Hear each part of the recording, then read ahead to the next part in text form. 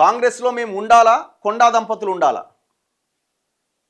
బెదిరింపులు, బ్లాక్మెయిల్. మళ్ళా ఈడ కూడా కాంగ్రెస్ పార్టీ నాయకత్వాన్ని బ్లాక్మెయిల్ చేస్తారు. కాంగ్రెస్లో మేము ఉండాలా, కొండా దంపతులు ఉండాలా?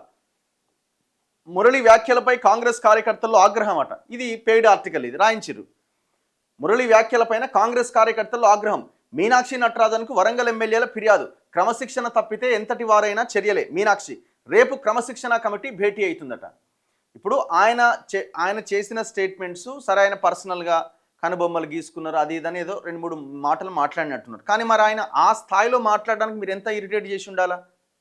కొండా సురేఖ మంత్రి పదవి తీసేయడానికి అక్కడున్న సీనియర్లంతా, వరంగల్ జిల్లాకు చెందిన లీడర్లంతా విశ్వప్రయత్నం చేసి దుమ్మెత్తిపోసారు కదా.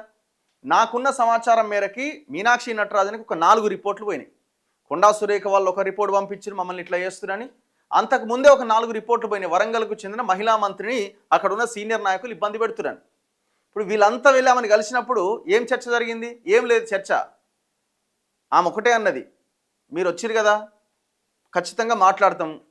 ఇప్పుడు ఆమె కాకుండా ఇంకొకరిని అక్కడ ఇన్ఛార్జ్ మంత్రి ఉన్నారు కదా, ఆయన ఆధ్వర్యంలో అక్కడ వ్యవహారాలు జరిగేలాగా చూస్తాం, ఏదో ఒకటి సెటరేట్ చేస్తే మీరు వెళ్ళిపోండి అని చెప్పింది. అంతకు మించి ఏమీ లేదు ఆడ.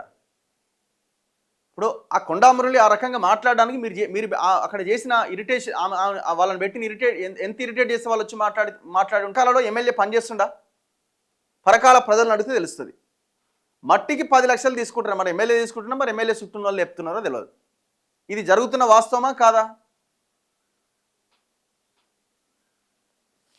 గతంలో మంత్రి సురేఖ, ఎమ్మెల్యే ప్రకాష్ రెడ్డి మధ్య జరిగిన ఆడియో సోషల్ మీడియాలో వైరల్ కావడం, గీసుకొండ పోలీస్ స్టేషన్లో మంత్రి ఎస్హెచ్ఓ సీట్లో కూర్చున్న విషయాలను ప్రధానంగా మీనాక్షి దృష్టికి తీసుకెళ్లినట్టుగా తెలిసింది.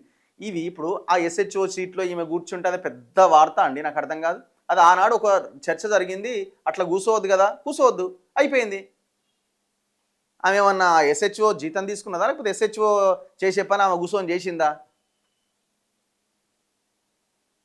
ఇది మీనాక్షి నటరాజన్ పోయి చెప్పాలనా? అని తీసేయడం అంత ఈజీ కాదు మంత్రివర్గం నుంచి. ఇప్పుడు ఆమె 5 సార్లు ఎమ్మెల్యే, సీనియర్ లీడరు, దట్టు మహిళ, దట్టు 2 కమ్యూనిటీలు ఉన్నాయి ఇందులో. మళ్ళీ 2 బీసీ కమ్యూనిటీలే. ఒకటి ఆమె పద్మశాలి, ఆయన కొండా మురళి మున్నూరు కాపు. ఇప్పుడు ఆమెను తీసేసే ధైర్యం కాంగ్రెస్ చేస్తుందా?